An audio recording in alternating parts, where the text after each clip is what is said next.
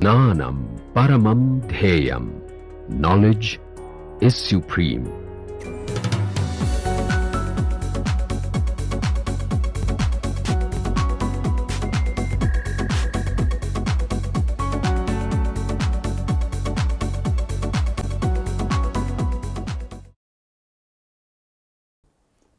Right. So, let us start doing it in Rn. For Rn, two vectors v and w, their dot product, you can define it as, if you treat v as a column vector, it is n cross 1. If you write it as transpose is 1 cross n multiplied by another, what your answer will be 1 cross 1, the scalar. So, the dot product of v and w is defined as v transpose w, the product of as matrices, or it is same as v1 w1 plus v2 w2 plus dot dot dot vn wn, either way. So, this is the matrix form, this is the algebraic form, and this is the expanded form of the dot product, okay, in Rn. This dot product normally is also instead of, sometimes dot is not very visible. So, one writes it this bracket, angled bracket. So, this is called the inner product between v and w. So, dot product in general settings is called inner product, and that same terminology goes over when you have some abstract spaces also. Okay. So, we are getting out of the standard terminology of R2, R3 and making a general terminology and general definitions. So, dot product in Rn is also called inner product. So, obvious property that inner product is always v comma v, right. Inner product of v with itself is always non-negative, right, and it is 0. When it will be 0, it is vi square, sum of squares is equal to 0, that means each vi must be equal to 0. So, it is 0 if and only if the vector v is 0, is okay, right. So, this is also called the norm or the length of this vector, right. In the magnitude in R2 and R3, we start calling it as the norm of the vector, or you can also call the length of that vector. So, what is that? That v inner product v with v, that gives you sigma vi square root, right. So, when we say two vectors are orthogonal in Rn, are mutually orthogonal if the dot product or the inner product between them is equal to 0. Same definition carried over now. See, if v is perpendicular to w, then w also is perpendicular to v, because this multiplication is commutative, right. Whether you write inner product v with w, dot product with v and w, that is same as dot product of w with v. So, it does not matter. So, this is asymmetric, v perpendicular to w is same as w perpendicular to v. Here are some things which I think will not prove them, we will just assume. This is what is called Cauchy-Schwartz inequality. You must have proved it in R2 and R3, as a same proof actually continues. If you go back and look at the same proof, it continues, namely that the absolute value of the dot product of v and w is less than the, because essentially the formula comes, this is equal to norm v cos theta, right, and absolute value of cos, same relation actually is valid, you can define. But here in Rn, you first prove this and then define angle. See, this is not in R2 and R3, this is not proved using cos theta, okay, because we do not know what is theta, how to define the angle in Rn given. So, for you first prove this. So, if it is less than or equal to, it is equal to multiplied by something, right. If you want to write equality, that equality, that thing you call as cos theta. So, that is how theta is defined. So, this divided by this is called cos of the angle between those two vectors in Rn, okay. We are not going to do that. So, what I am saying is a proof of this without going to theta can be given, without the notion of angle it can be given. Triangle inequality, this follows from Cauchy-Schwartz actually, right. If you write this as a square open out, then this follows. Will not, I am just indicating some proofs of that, because some of you may be keen to know what is a proof, but for examination point of view we are not including the proofs of this, okay. We are just you are going to use these things, and Pythagoras theorem, right, if two are perpendicular, a plus b square is equal to a square plus b square. So, that essentially holds, right. So, I have said proof is self study or self enrichment, I would call it. If you want to know really how it works, then try to read a proof. Okay. Right. So, let us now formally define what is orthonormal basis. Okay. So, given a set S V1, V2, Vk, a set of vectors in Rn, we say that this forms a orthogonal set if J is perpendicular to VL whenever J is not equal to L. Any two of them, distinct ones, are perpendicular to each other, right. One of the vectors may be 0, we are not saying all are non-zero. The 0 vector will be perpendicular to everything, you can say that way, right. And say orthonormal, orthogonality is different from orthogonal essentially. Orthogonal is perpendicular to each other, and orthonormal says not only it is orthogonal, something more, the norm of each vector is 1, magnitude is equal to 1. So, it is something more than being orthogonal, and as a consequence of this, because norm of each vector is 1, 0 cannot appear in a orthonormal set. In a orthonormal set, 0 cannot be a member, because magnitude is 1. If there is a vector 0, then its magnitude is 0. So, if a set of vectors is orthonormal, then 0 cannot be a member of that, be sure of that, right. So, definition of a orthonormal basis, a basis V1, V2, Vk of a vector space V in Rn is called orthonormal basis if this forms a orthonormal set. That means it is a basis, right, like every vector is a linear combination, plus added property, length of each vector is equal to 1, and any two of them are perpendicular to each other when they are distinct. Then we say it is a orthonormal basis. And advantage I have already showed you. What is the advantage of an orthonormal basis? V1, V2, Vk. Okay. If they are orthonormal, right, then what happens? I can compute the coordinates very easily, right. Okay. Okay, this is a different. Okay, I am going somewhere else. So, let us first prove if we are given a orthonormal set, then it is automatically linearly independent. It is, so it gives you, say it is something more than that. Why it is linearly independent? Take a linear combination Cj Vj equal to 0, right. I can take inner product of this on both sides with any vector Vj, right. Take the inner product on both sides. On the right hand side, inner product with 0, that will be 0. On the left hand side, what will get? Cj Vj Vl, summation is of Vl I have taken, running index is j, I have taken with Vl, okay, any particular one. Then what you will get? What happens to this inner product? This is 0 when j is not equal to L. When j equal to L, it is norm of Vj square. So, only one term survives here, right, when j is equal to L. So, this is equal to Cl norm Vl square, and that is equal to 0 means what?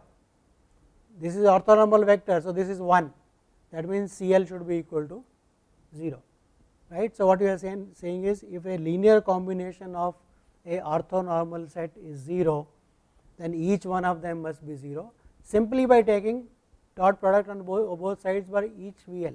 Only one term in the sum will survive when Vl L is equal to j is equal to L, and that gives you this is 0 and this norm being 1, Cl is equal to 0. So, orthonormal set automatically is linearly independent. The question comes, how do I make a linearly independent set orthonormal, right. So, we will do that, but before that let us just go through the what I was saying.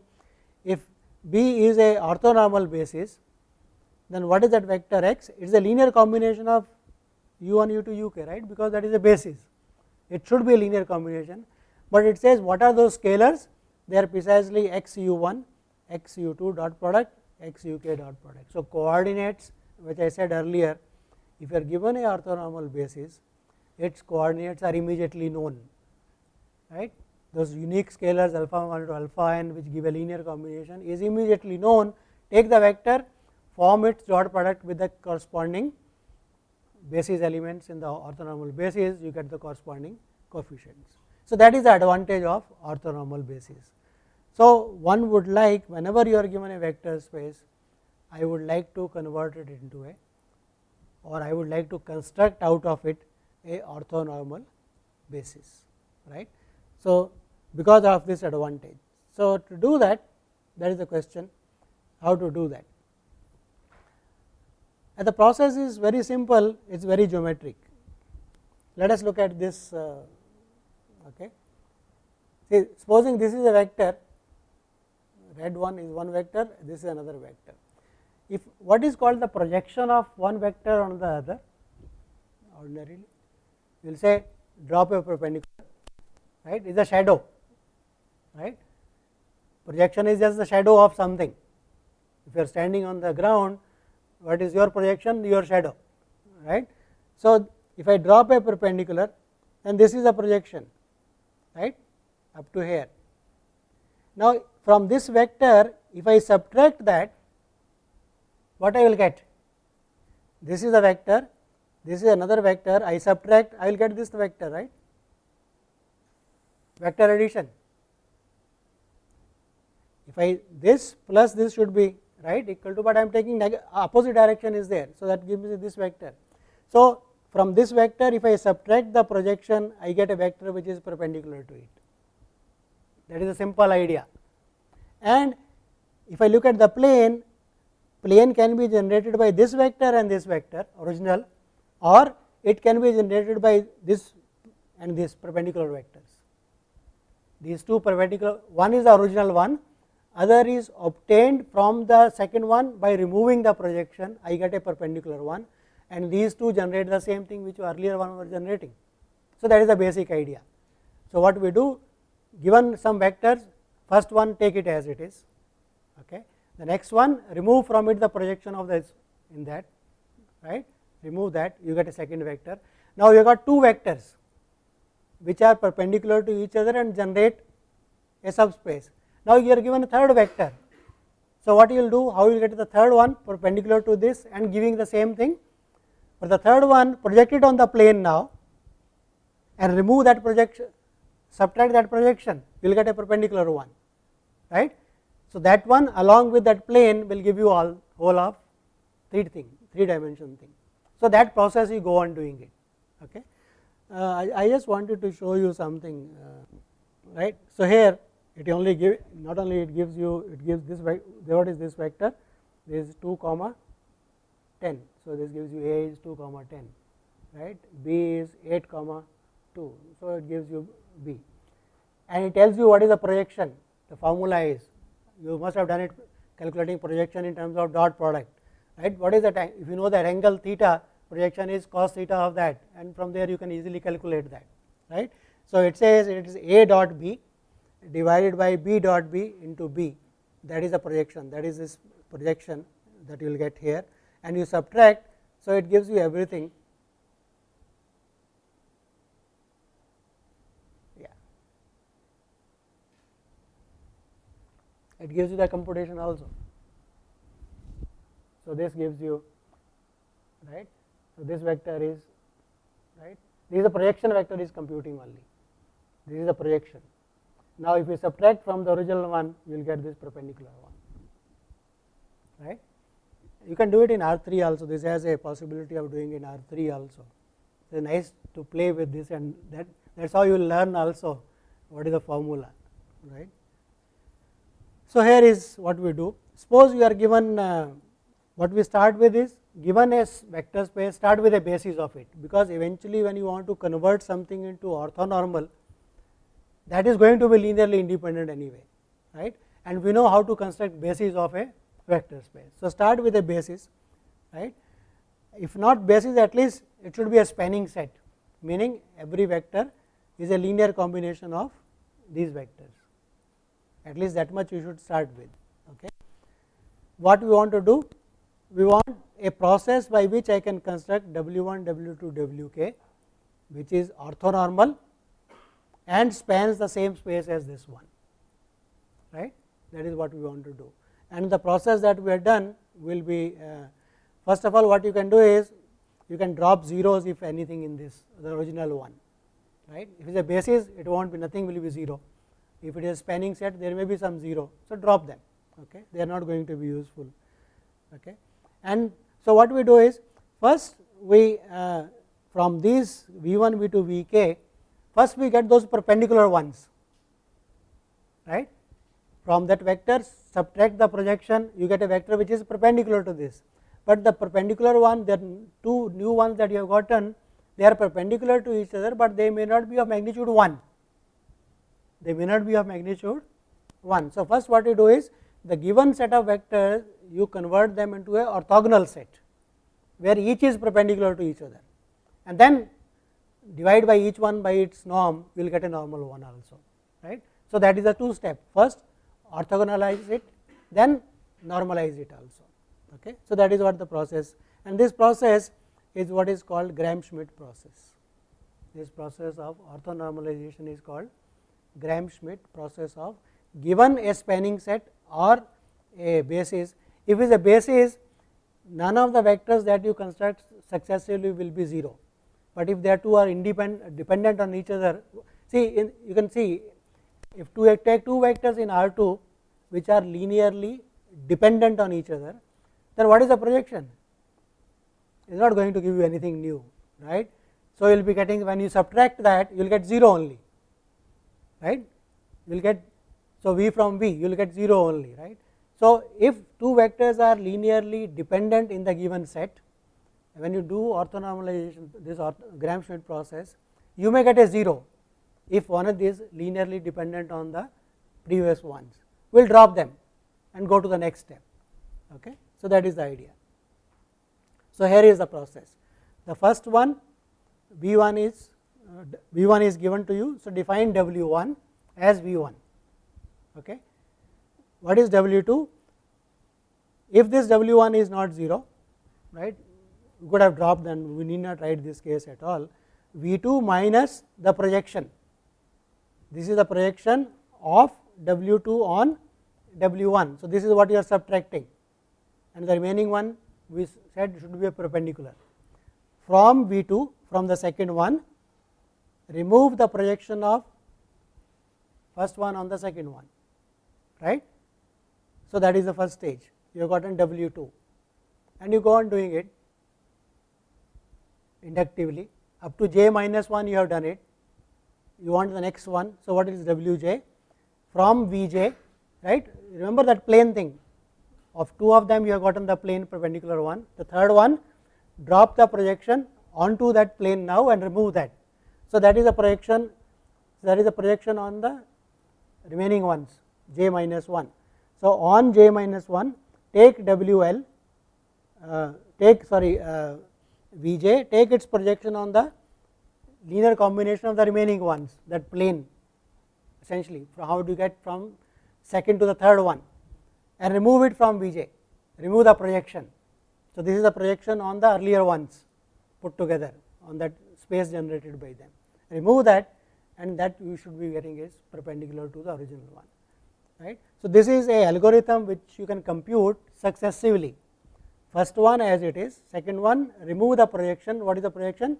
V2 W1 divided by the norm of W1 square W1, right, and this is the jth one, and so on. So you will finish the induction when you have reached k, right. It is an inductive step, first one, using the first one you construct the second one, to third one you use first one and the second one which you have already constructed, right. See the WLs up to j minus 1, these have already been constructed, right. So use them to construct the next one, just removing a projection, that is the idea, and that should give you a orthogonal set. This W1, W2, Wk will be a orthogonal set whose span will be same as span of V1, V2, Vk. If none of them is 0, right, as many as the original one, right. You can normalize them now each one E w, divide each w by its norm to get the normal vector. So, that it is a orthonormal basis. So, from the given basis you get a orthonormal basis. Okay. So, that is the process of, and the remark is just saying that the corresponding ones, if they are coming 0, just drop them. Okay. They will come if they are linearly dependent.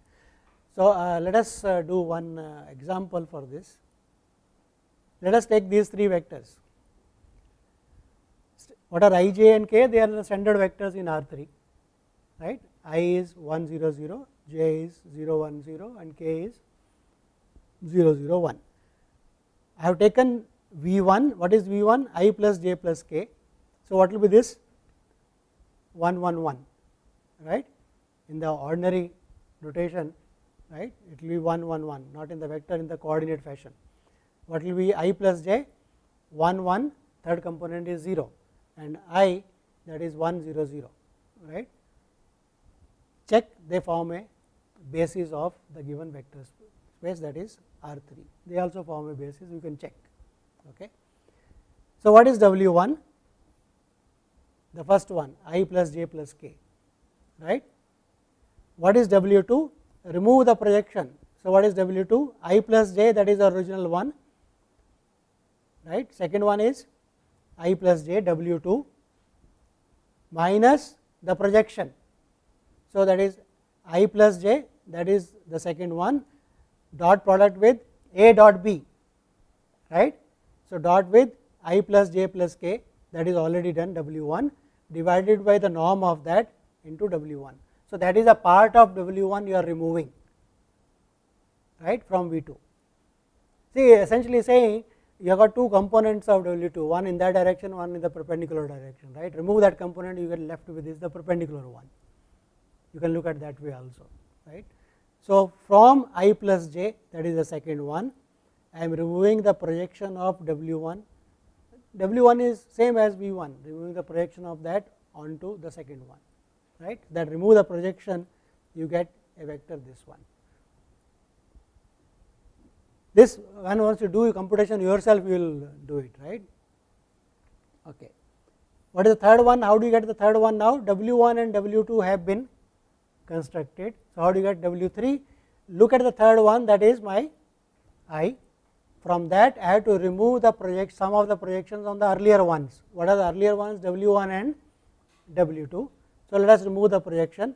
So, I, that is the last one, minus, this is the projection on I plus j plus k, this is the projection on I plus j plus minus on I and I plus j k, right. So, this is W2, right, I plus j minus 2k. So, W1 and W2, for W1 and W2, remove those projections, the 2 terms, and what you get is, if everything is written correctly, I minus j by 2. So, from V1, V2, V3, we got W1, W2, W3. Claim is these 3 are mutually orthogonal, right. What is the dot product of this with this? You can check, that should come out 0 if everything is okay. Okay. And now normalize them, W1, W2 and W3, normalize them, you get a orthonormal basis. So, process is clear. So, I am just given you a simple example, try to, you can note it down if this, and try to work out yourself what is the orthonormal basis, and check when I put the slides on the Moodle, check whether my computation is okay or not. If wrong, let me know, there is some typo in your thing. Okay. It will give you also a practice of doing things. Okay. So, it is clear how everybody, how do you get the orthonormal basis? Given a linearly independent set, let us assume that you are given a linearly independent set, which is a basis. If not, you can still do the process. At some stage your W will become 0. So, drop that as if it is not there and go to the next one. So, let us assume you have got linearly independent set, which is a basis V1, V2, Vk. First one, W1 is same as V1, start with one, any one of them you like. Okay. W2, look at V2, from that remove the projection of V1 or W1, you have already constructed W1. So, remove the projection of W1. what you get is W2. W3 from V3, remove the projection of V3 on W1 and also on W2, sum of the two, remove that, you will get another one, and go on doing this process. That will give you orthogonal set, then normalize each one of them to get a orthonormal basis. Okay. So, another one, another solution. Okay. So, here is something theory, it is not difficult. So, let us go through the proof. It says if U1, U2, UK is a orthonormal set, not necessarily a basis, it may not be a, it is just a orthonormal set. Okay. Then it says that the magnitude of that is always bigger than or equal to the dot product of U with each one of them, and equality comes when this becomes a orthonormal basis. Okay. So, okay, I do not want to say something more which later on it gets related with something called Fourier coefficients. Those of you do electrical engineering or something on Fourier series, you will see that these things come again, they will hit you again somewhere in some other form. There also it is called Bessel's inequality and Parseval's identity, Fourier coefficients will come. Okay. So, this is related with something. So, basically at present what we are saying is take a vector V naught, I want to show this. So, take any particular vector V naught. Okay. So, that will be a linear combination, and what is a linear combination? So, let us define V naught to be this linear combination on the right hand side, right, and take the dot product when you expand using linearity will come out to be equal to this, right. Here if you drop this, there is sum of two squares, this side is a sum of two square terms, right. If I drop one of them, we will get bigger than or equal to, that is that nothing more than that. Basically what we are saying is these ULs are mutually orthogonal, right. So, look at this and expand. So, what will happen in this thing? V, see this is a sum. So, it will be V UL square minus this square, that is equal to 0, and then you expand, okay, you will get norm V square is equal to this, and drop one of them. It is just writing using the fact that they are orthogonal, nothing more than that. So, write and you will get it yourself, that is better. Okay. So, equality holds when it becomes a orthonormal basis in the, right. So, I think we will continue next time about this identity a bit. Basically the idea is, given a basis of a vector space, how to make it a orthonormal basis, and the importance of that lies in the fact that coordinates are immediately known, and the process is the Gram-Schmidt orthonormalization process, right. So, we will continue next time. Thank you.